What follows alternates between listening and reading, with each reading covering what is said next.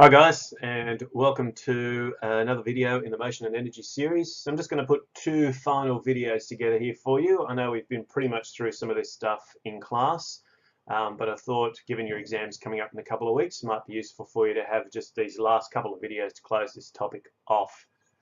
In this one, we're going to look very briefly at energy transfers and transformations.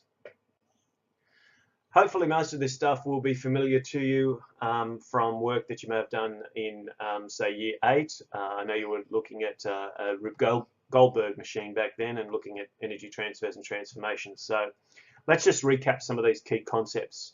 Firstly, energy. Energy is one of these sort of difficult things to define, and in physics terms, it just is the ability to do work. I guess more than anything else, energy is just the ability to do something. And we look at energy as something that can be transferred from one object to another or transformed from one form to another. So you hopefully will be aware of some of the different forms of energy: heat, sound, light. We'll be looking at things like kinetic, which is the energy of motion, and potential, which is energy that is stored, and there's different types of those as well. There's also energy in chemicals and machines, mechanical, and so on. So there's lots of different types of energy, and each of these can be changed from one form into another.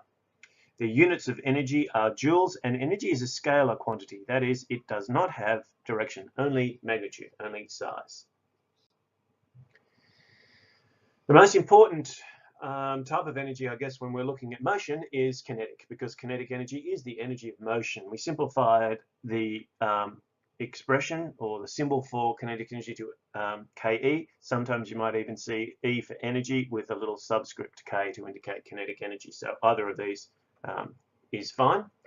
And kinetic energy is energy that is the type of energy that's possessed by all moving objects.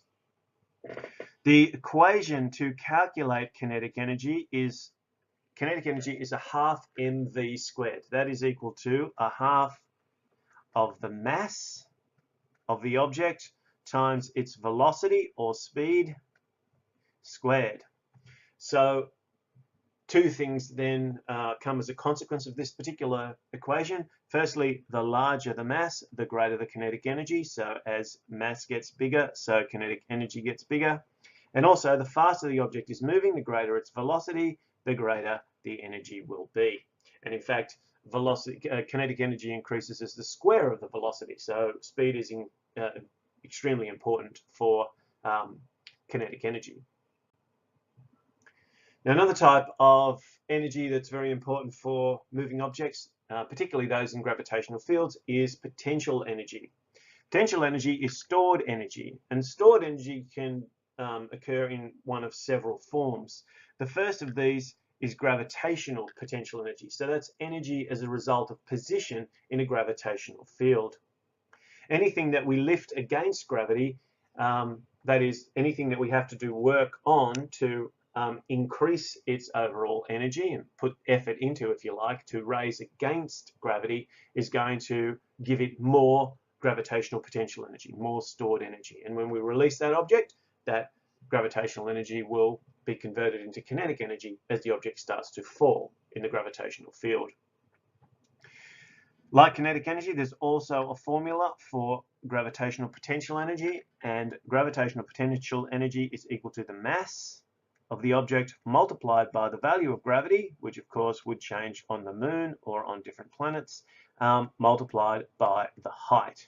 So if you have a larger object and you raise it to a certain height, you'll have a larger potential energy than if you had a lighter or a less massive object. And also, if you raised it to a greater height, you would give it more energy, potential energy as well. We also have potential energy when things are compressed. Springs, rubber bands, even balls. When balls are bouncing or they're hitting different surfaces, there's a slight distortion, and that distortion can result in some elastic potential energy being available, which can then be released and again converted into kinetic energy.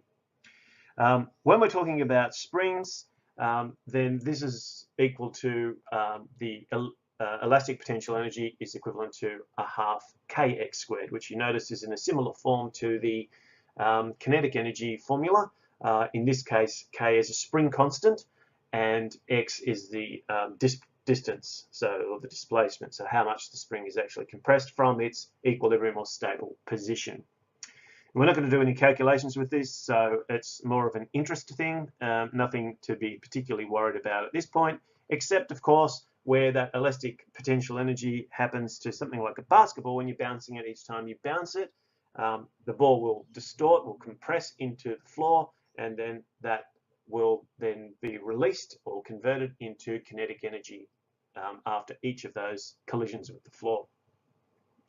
Another type which we won't look at is, well, not in any detail, is chemical potential energy, and that's what happens with chemicals, and they can release that energy during chemical reactions. Now, discounting one of the most important equations in science, which is Einstein's E equals mc squared, what we know about energy is the law of conservation of energy, which states that energy can't be created or destroyed. Now, what happens in stars kind of slightly contradicts this, but certainly as far as our experiences of energy transfers and transformations on Earth, we're pretty much looking at the consistency of energy in the system. So it can be converted from one form to another, but it cannot be created and it cannot be destroyed. The total energy in the system remains the same. So when a ball is falling, it is converting gravitational potential energy at the top to kinetic energy at the bottom of its motion. At each point, it will have GPE plus KE, and the kinetic energy will be increasing as it falls, and the gravitational potential energy will be decreasing as it falls. Now, in a perfect system, and often physics does describe perfect environments, because when we try and actually do them in the real world, there's so many different forces acting and it creates great problems trying to resolve all of those forces. But we do know that that the real world is not an ideal world, and in an ideal world there would be no losses to heat. But in the real world, things like air resistance create drag, and this is a form of friction, and friction is a force, and it generates a type of energy called heat energy.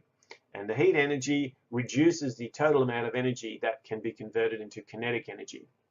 As a consequence of that, at least all of the experiences that we have on Earth are not 100% efficient. There is always a lower value than that. It can't ever reach 100% efficiency. So for example, if 20% of the gravitational potential energy was lost as heat, then only 80% would be available to be converted into kinetic energy, and that would make the system 80% efficient. And we do have a formula to describe that.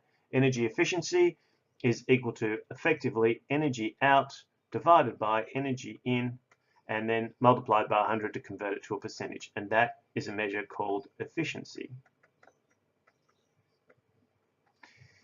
And so it's always expressed as a percentage, which, as I said, on Earth is never going to be 100%. So a couple of questions then for you. Firstly, if a car has a mass of 1,400 kilograms and it's traveling at 40 kilometers an hour, what's its kinetic energy? Well, kinetic energy, you might remember, is calculated by half mv squared. Now, there are some standard units that we must use when we're doing these calculations, and one of those is that the velocity should be in meters per second. So we're going to have to convert 40 kilometers an hour into meters per second. So 40 kilometers per hour is 40,000 meters per hour, and so then I'll have to divide that by 60 times 60, which is 3,600, and what we end up with is about 11.1 meters per second. So then our kinetic energy calculation is a half of 1,400 times 11.1 all squared. And that value, I just did the calculation before, and that value works out to be around about just a little bit over 86,000, about 247 joules. It's always in joules, but that's a really messy number, so it's probably easiest just to round it to 86 kilojoules. Okay. In our second one, an object with a mass 100 grams is raised a distance of 1 meter. What gravitational potential energy does it gain? So again, we need a formula here. Potential energy is equal to mgh. So therefore, the potential energy is equal to the mass, which is 100 grams. And again, you'll notice that the calculation is based on kilograms. So therefore, we need to divide that by 1,000 to get it into kilograms. So that's equal to 0.1 multiplied by gravity. The value of gravity is 9.8. It's about 10 on Earth. 9.8 we use. And then the height is 1 meter. So that's already there. So that's all right. So 0.1 times 9.8 times 1 is equal to 0.98 joules. So that's the amount of energy that it has. And finally, if an object with 50 joules of gravitational potential energy falls to the ground, losing 4 joules of energy to heat as a result of air resistance, can we calculate the energy efficiency and total kinetic energy just before it hits the ground? Well, the energy efficiency is going to be equal to energy out over energy in. In this case, and multiply by 100 to get it to a percentage. So in this case, if we're losing 4, then that means we've got 50 minus 4 all over 50, which is 46 on 50 times 100, and that makes this 92% efficient. And as you'll see from the calculation, the kinetic energy just before it hits the ground must be 50 minus the 4 joules that we lost as heat, which is 46 joules of kinetic energy. If you want to go over any aspects of this video, have a look at pages 222 to 224 of your textbook, and thanks for watching.